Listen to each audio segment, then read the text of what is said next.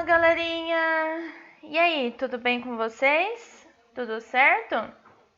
Então, estou aqui novamente para falar um pouquinho desse novo conteúdo que a gente vai estar vendo hoje. É um assunto novo, tá? Ele é muito importante, é um assunto que eu particularmente adoro falar sobre. Então, vamos lá para a aula? Ó, eu quero que vocês peguem a folhinha lá das atividades que o pai, vocês, enfim, foram buscar quinta-feira lá na escola e vão acompanhando comigo, beleza? Então, ó, primeira coisa, eu vou falar isso em todos os vídeos, sério, porque ainda tem gente não colocando o nome. Isso não pode acontecer, tá, pessoal? Então, a primeira coisa que vocês vão fazer, ó, como vocês podem observar aí na tela, é colocar estes dados, tem que escrever. Escreva o nome da escola, o nome de vocês, o número, o ano e o período que vai estar realizando essas atividades, tá? Isso é muito importante, então, por favor, não se esqueçam, tá? Então, todo mundo já preencheu tudo certinho, as informações tudo correto? Beleza. Então, vamos para a nossa aula, vocês vão lá virar a página. E hoje a gente vai estar estudando um pouquinho sobre a Revolução Francesa. Sim, a Revolução Francesa foi muito importante para a história mundial como um todo. Por quê? Vamos lá, vamos começar do presente, certo? Primeiro, como que é a nossa forma de governo? Qual que é o nosso regime político? Alguém, alguma ideia? Bom, é a democracia, certo? O Brasil vive num regime político democrático. O que significa isso? Significa que todo mundo com mais de 16, 18 anos vai às urnas no período de 4 anos para poder eleger os seus representantes, certo? De 4 em 4 anos a gente vai escolher os nossos presidentes, senadores, deputados, e de 4 em 4 anos nós também vamos escolher os nossos prefeitos e vereadores, tá? Isso é o que significa democracia, é quando o poder emana do povo. Bom, pelo menos na teoria, né? Continuando. Então, esse é o regime político adotado não só pelo Brasil, mas pela maioria dos países do mundo ocidental. Estados Unidos, França, Portugal, enfim, Argentina. A maioria dos países adotam um regime democrático, tá? Nas suas mais variadas formas, tá? É nesse ponto que a gente vai voltar um pouquinho na história para compreender da onde, em que contexto surgiu isso. A gente sabe que a democracia, na realidade, é um conceito muito mais antigo, que vem lá dos gregos, tá? Bem antigo, de 2.000 anos atrás, mais de 2.000 anos atrás. Porém, os franceses, né, eles pegaram este conceito e eles reformularam, vamos dizer assim. É isso que a gente vai ver hoje, tá? Então, a Revolução Francesa, ela ocorreu lá em 1789 e é a partir daí que, segundo muitos autores, inicia a Idade Contemporânea.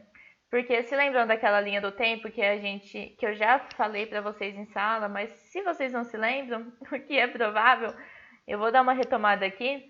Aquela linha do tempo é convencional, né, positivista, que tem a pré-história, tem a idade dos metais, aí tem a queda do Império Romano, a queda da Bastilha, que aí, nesse sentido, a queda da Bastilha e a Revolução Francesa, é onde que vai estar pautando a Idade Contemporânea, tá? Que antes disso, Idade Moderna, enfim.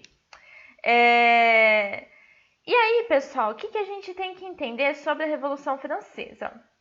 A gente tem essa imagem que vocês vão estar conferindo aí no material de vocês, que é do Eugène Delacroix, que o título da pintura é A Liberdade Guiando o Povo. Então, a gente tem a imagem dessa mulher, que é muito famosa, com os seios à mostra, né? Segurando a bandeira da França. A gente pode perceber que ela está basicamente pisando em algumas pessoas que, do ponto de vista histórico, seria a nobreza, a realeza, né?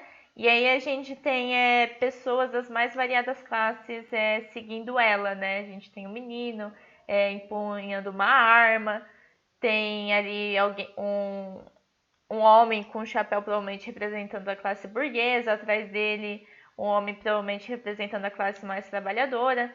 Então essa pintura ela é muito característica deste momento da Revolução Francesa, tá?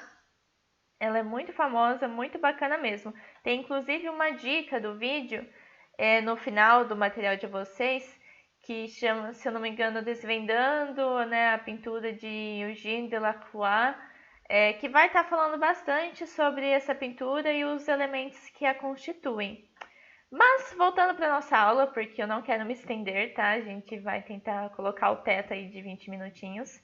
O que a gente tem que conhecer um pouquinho da Revolução Francesa? A gente tem que conhecer a situação econômica e social da França do século XVIII, como vocês vão estar acompanhando aí no textinho de vocês, tá?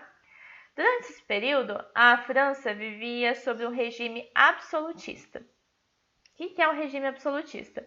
É um regime no qual o rei, ou a rainha no caso, ela tem poderes absolutos, como o nome já diz. Tá? Eu até falei um pouquinho sobre isso no começo do ano, quando a gente estudou o iluminismo, né? Mas a gente vai voltar nesses conceitos que são importantes. Então, o regime absolutista é aquele em que o rei ele tem poder sobre tudo, ele tem poder máximo, entendeu? Ele é a voz de Deus praticamente na Terra, tá? Inclusive teve um rei, eu não vou cometer o erro de falar o número certinho aqui porque eu não me recordo, tá? Mas ele ficou muito famoso por se considerar o Sol, né? Era considerado o Rei Sol, porque ele falava que o Estado sou eu, né? L'État c'est moi. Enfim, então, continuando. O regime absolutista é isso. O rei, que tem poderes absolutos, ele é considerado um deus na Terra, praticamente, porque ele está ali à frente da igreja, ele está à frente do poder judiciário, vamos dizer assim, ainda que não tinha, mas ele era responsável por executar as leis, por fazer as leis, por absolutamente tudo. Não tinha essa divisão que a gente tem hoje.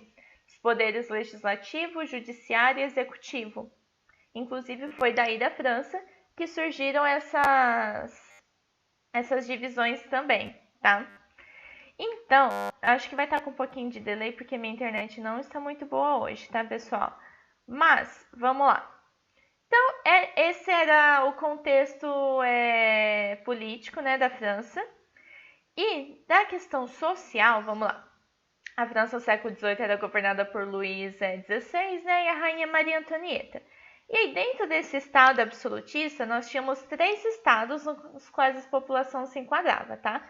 O primeiro estado, ele era representado pelos bispos e o alto clero, ok? O segundo era representado quem fazia parte, a nobreza ou, né, que a gente fala, a aristocracia francesa. Eles desempenhavam as funções militares ou jurídicas, tá? Então são basicamente as duas classes assim que tinham o poder neste período, só que eles representavam só 3% da população, como vocês podem ver nesse esquema de pirâmide social aqui.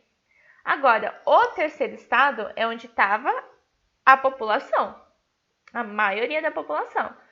O terceiro estado, que compunha 97% da população, quem fazia parte dele? A burguesia, os camponeses e os sans-culottes, né? Que tinham obrigações e impostos.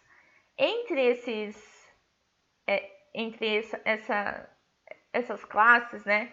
Tinha os membros do baixo clero, né? Os comerciantes, os banqueiros, os empresários. Esses sans-culottes era o pessoal que não tinha calções, né? Não tinha nada, vamos dizer assim. Os trabalhadores urbanos e os camponeses. Então, toda essa galera fazia parte do terceiro estado. Então, era muito mais do que a maioria, era quase a totalidade dessa sociedade, tá? E os impostos e as obrigações que eles pagavam, pessoal, era extremamente alto e não tinha nenhum retorno. Se vocês acham que hoje é absurdo o que a gente passa com relação à corrupção e política, a França do século XVIII era bem pior, tá? E aí, ao longo deste período, né, para a gente contextualizar melhor ainda, que aconteceu? A França ela se envolveu em inúmeras guerras. Teve a Guerra dos Sete Anos contra a Inglaterra, que foi de 1756 a 1763, e eles também ajudaram aí os Estados Unidos na Guerra da Independência. Então a França foi um aliado dos Estados Unidos contra a coroa britânica. Então a gente pode dizer que a França e a Inglaterra aí não tem a melhor das relações, tá? Ao mesmo tempo, essa corte absolutista francesa, a galera aí da rei, rainha, eles tinham um custo de vida altíssimo. E quem pagava por isso? O Estado. Basicamente, o terceiro Estado, aquela classe lá que pagava altos impostos e obrigações, eles mantinham a classe da corte, que já gastava bastante do seu orçamento com a burocracia que o mantinha em funcionamento. Então, essas duas crises, as guerras e a alta manutenção da corte francesa, a França teria que enfrentar ainda o quê? Vamos lá. Uma crise no campo, porque a França teve péssimas colheitas durante o período de 1770 e 1780, que teve uma inflação de 62%. O que significa isso? Significa que eles estavam ganhando menos e os preços dos produtos que eles precisavam para sobreviver estavam só aumentando. Então isso foi bem ruim, tá? É uma coisa um pouco parecida com o que a gente vive hoje, né? Os salários não tiveram aumento, só que o preço do arroz, do feijão, da carne só aumentou, tá? E a segunda foi a crise financeira, que derivou o quê? Da dívida pública que estava se acumulando por conta da falta da modernização econômica, principalmente a falta de investimento no setor industrial. Então, eles estavam atrasados, tá? Enquanto a Inglaterra, que era aquele país rival, né, já dava os primeiros sinais da Revolução Industrial, a França estava muito atrasada. O que gerou isso? Uma revolta cada vez mais grande, uma indignação cada vez maior com a classe burguesa, tá? Então, eles desejavam que acabar com o absolutismo e eles começaram a reivindicar também direitos maiores na Assembleia em respostas a essas crises que os afetavam. Porque você pensa assim, putz, eu tô aqui, tô trabalhando, tô pagando os milhares de impostos, milhares de obrigações para a corte, para sustentar a corte francesa, e eles não me ajudam nem a colocar o arroz na minha mesa? Isso não tá certo. Então eles começaram a se indignar, esse terceiro estado da sociedade francesa, e começou a pedir resposta a essas crises, tá? Então, pessoal, o país ele começou a enfrentar essas grandes crises que gerou o quê? A falência de empresas, a quebra do comércio nacional e também a população começou a perder muitos empregos. Então, o terceiro estado vai estar reivindicando esses maiores direitos, principalmente na Assembleia, no qual eles poderiam ter voz na resposta dessas crises, e eles queriam acabar com o absolutismo. Chegou um momento que eles falaram assim, não tem mais como continuar com esse regime político. Por quê? O poder do rei, eles sustentavam o Estado, né? Eles sustentavam o poder do rei. Então, eles queriam romper essas restrições do comércio internacional, porque eles acreditavam que o liberalismo econômico fosse ajudar a resolver os problemas, que era algo que já estava sendo instalado no país rival, na Inglaterra, tá? E aí, o que aconteceu? Para resolver esse problema, o rei, né, o Luís XVI, ele resolveu estabelecer a Assembleia dos Estados Gerais em maio de 1789. O que isso acarretou? Teve o objetivo de decidir pelo voto os rumos do país. Então, é aí que o terceiro estado vai entrar um pouquinho mais nessa tomada de decisões do país. Porém, esses votos eram por representação de estado. Então, o que significa? Significa que o terceiro estado teve realmente poder de voz? Não. Porque o resultado era sempre 2 contra 1. Então, o primeiro e o segundo estado já tinha 2 votos contra o terceiro, o que trouxe uma indignação maior ainda entre os burgueses e os trabalhadores, que não aceitaram isso. porque isso não foi não cumpriu o objetivo de decidir pelo voto. Nós somos o país, tá? Por quê? Se o terceiro estado, que era composto por 97% da população, não podia contra o voto dos que faziam parte dos 3%, então a população se revoltou. E foi aí que, em 14 de julho de 1789, e esse é um ponto muito importante, que a revolta tomou as maiores proporções e as massas da população tomou a Bastilha. A Bastilha, pessoal, era o símbolo do antigo regime, era uma prisão gigantesca no qual o rei simplesmente enfiava a população que desobedecesse alguma coisa que ele não gostasse. Então, sei lá, roubou um pão, vai pra Bastilha. Assassinou alguém, vai pra Bastilha. Não que isso seja justificado, mas eu falo assim, no caso de roubou um pão, ou então ofendeu o rei, sabe? Eram crimes das mais variadas penalidades que iam todos pra Bastilha. E todos eles tinham como semelhança o desagrado ao rei, tá? Então eles foram lá e tomaram a Bastilha. Roubaram as armas, libertaram os presos. E aí os camponeses, que tinham medo, né, de que a aristocracia, esse pessoal da grana, né, e poder reagisse e deixasse eles sem alimentos, eles partiram para o ataque. Então foi a partir deste momento, da queda da Bastilha, que se iniciou a Revolução Francesa, tá? Que aí a gente vai ver como que foram os rumos nessa revolução, porque não aconteceu do dia para a noite, e tiveram vários percalços, né, ao longo dos anos, que a gente vai ver nas próximas aulas. Tudo bem? Então vamos para as questões, pessoal. Eu sei que eu disse que eu não ia falar muito, mas não tem como, tá? É um tema muito interessante, é um tema que a gente tem que compreender para ter um pouco de noção de como a nossa sociedade é organizada hoje, tá? Muito se deve aos eventos que deram lugar na Revolução Francesa, em 1789. Então vamos lá. Questão número 1. Quem era o rei e a rainha na França na época da Revolução Francesa? Essa resposta está lá no começo do texto, eu falei também, tá? Então essa é para ser bem tranquilo de responder. Questão 2. Na pintura de Eugène Delacroix, no texto, o que a mulher representa? Então, vocês vão observar a imagem novamente e vão ler a legenda que tem embaixo. A legenda vai dar a resposta para vocês. Tá? A questão 3. Vocês vão ter que completar. Ocorreu em e foi um marco divisor na história. Segundo historiadores do século XIX, ela divide a história em dois momentos. Idade moderna e a idade... Tá lá no texto esse trecho, viu, pessoal? Igualzinho, igualzinho. Vocês só vão ter que voltar e preencher com as palavras que estão faltando. Na 4, é para vocês explicarem as classes sociais da França no final do século XVIII. Então, quem fazia parte do primeiro estado, quem fazia parte do segundo estado e quem fazia parte do terceiro estado. Super, super simples. Tem até o esquema da pirâmide do estramento social para ajudar vocês a responderem essa. A 5 é para explicar o contexto de crise que a França vivia no século XVIII, né? Essa crise que foi provocada por guerras, políticas e abastecimento. Então, qual foi esse contexto de crise? Tem lá os que foram...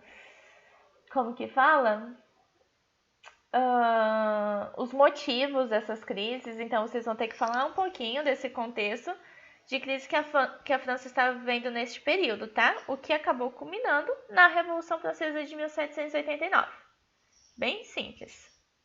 A questão 6 está falando do quê? Qual dos estados, se é o primeiro, o segundo ou o terceiro, que sofria mais com as crises enfrentadas na França? Quem sofria mais? E aí vocês vão ter que explicar o porquê.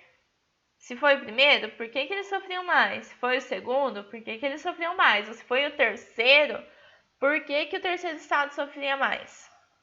Tá? Então vamos lá. 7, a gente tem a imagem aqui da queda da Bastilha, certo? E a imagem ela vai ilustrar um dos símbolos da Revolução Francesa, que ocorreu lá no século XVIII e foi movida por diversos interesses. Então, vocês vão ler essas 3 afirmações e vão assinalar a alternativa que contém apenas as alternativas corretas. A primeira fala o seguinte: a Revolução Francesa ocorreu entre 1789 e 1799, em um contexto de crise econômica da França marcada pelo absolutismo. A 2. A Revolução Francesa foi movida por interesses diversos. Entre o povo predominava o sentimento de injustiça social, entre os burgueses o interesse pelo liberalismo. E o 3. Ideias iluministas, movimento filosófico, político, social e cultural, eram predominantes no período da Revolução Francesa entre a burguesia. Então, sobre o tema, quais estão corretas? Na 8, está perguntando o quê? A Revolução Francesa se iniciou em 1789 e foi até 1799, quando Napoleão assumiu o poder da França com o golpe de 18 de Brumário. Esse acontecimento foi influenciado pelos ideais foi do romantismo, foi do iluminismo, do socialismo, do anarquismo, do niilismo. Então, que tipo de pensamento influenciou Napoleão Bonaparte a estender a Revolução Francesa até 1799? Que foi onde ele também estendeu o poder e a influência francesa para várias partes do globo. Inclusive, a história de Napoleão, que é algo que a gente vai ver mais pra frente, só que eu vou dar uma diquinha aqui. Tem a ver muito com a história do Brasil, porque foi por conta da invasão de Napoleão a Portugal que trouxe a família real para o Brasil e trouxe várias mudanças significativas na estrutura do país. Mas isso é conversa para outra aula. Então vamos lá. A 9. Grande parte dos acontecimentos das decisões tomadas durante a Revolução Francesa foram realizados pelo povo. A massa formada principalmente de camponeses. Além do povo, outra classe que teve grande peso com o deflagrar da Revolução e a sua condição foi... Então, qual foi essa outra classe que trabalhou junto com os camponeses pelo povo durante a Revolução Francesa? E na 10 é para vocês assinalarem a alternativa incorreta sobre a Revolução Francesa. Então, dessas 5 alternativas, uma delas não está falando coisa com coisa, e essa que vocês vão ter que assinalar. Tudo bem, pessoal? Então, é isso. Eu espero que tenha ajudado vocês a realizar essa sexta atividade. Se tiver qualquer dúvida a mais, que eu não tenha sido claro o suficiente, ou que vocês não tenham compreendido, podem comentar aqui no YouTube mesmo, ou então podem mandar mensagem no WhatsApp, tá? Só não deixem sem fazer, combinado? Um beijo e até a próxima!